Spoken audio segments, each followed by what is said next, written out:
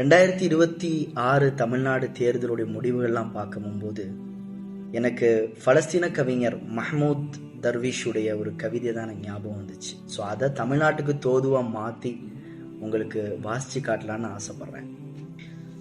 தேர்தல் முடிந்து விட்டது. ஒரு கட்சி இன்னொரு கட்சியை வசைப்பாடி முடித்து விட்டனர். ஒருவர் ஊழல் பெருகிவிட்டது என்றார், மற்றொருவர் பாசிசம் உள்ளே வந்துவிடும் என்றார். ஒருவர் பெண்களுக்கு பாதுகாப்பு இல்லை என்றார், மற்றொருவர் போதை கலாச்சாரம் பெருகிவிட்டது என்றார். ஒருவர் இலவசம் கூடாது என்றார், மற்றொருவர் ஒரு குடும்பத்திற்கு 2000 4000 என்றார். ஆம், ஒரு வழியாக தேர்தல் முடித்துவிட்டது. ஆனால் கரூரில் இறந்து போன ஒரு சிறுவனுடைய தாயார் இன்னும் அழுது கொண்டுதான் இருக்கிறாள். பல பெண்களின் தாலிகள் அறுபடுவதற்கு பெரும் காரணமாக இருக்கக்கூடிய மதுபானங்கள் அவ்வளவு சீக்கிரம் மூடப்படாது. இரவு நேரங்களில் தனியாக பயணம் செய்யும் பெண்கள் இன்னும் பயந்து கொண்டுதான் இருக்கிறார்கள்.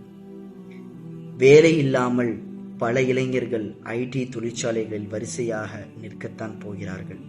விவசாயிகள் தங்களுக்கு நியாயம் கிடைக்க வேண்டும் என்று போராடத்தான் போகிறார்கள். நம்ம மேல சொன்ன அனைத்து விஷயங்களும் காலங்காலமாக நடந்துகிட்டு இருக்கக்கூடிய ஒரு பிரச்சனை. இந்த பிரச்சனை எல்லாத்தையுமே புதுசாக வந்திருக்கக்கூடிய தலைவர் முதலமைச்சர் மாத்துறாருன்னா அவருக்கு சல்யூட். இங்க யாருமே அரசியல் தலைவர்களை கட்சிகளை நம்பாதீங்க, உங்களை நம்புங்க, மக்களை நம்புங்க. அநீதத்திற்கு எதிராக குரல் கொடுக்கக்கூடியவர்களை நம்புங்க. தமிழ்நாடு பெரியாரிய மண்ணுன்னு சொல்லுவாங்க, திராவிடத்தின் மண்ணுன்னு சொல்லுவாங்க, அம்பேத்கரியத்தினுடைய மண்ணுன்னு சொல்லுவாங்க.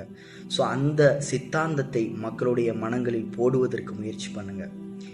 இங்க எந்த ஆட்சி அதிகாரம் மாறினாலும், எந்த கட்சி மாறினாலும், நம்மளா மாறுற வரையும் எதுவும் மாறாது. ஸோ நீதத்திற்காக நிற்போம், அநீதத்திற்கு எதிராக எப்பொழுதும் போராடுவோம். அஸ்ஸலாமு அலைக்கும் வரஹ்மத்துல்லாஹ்.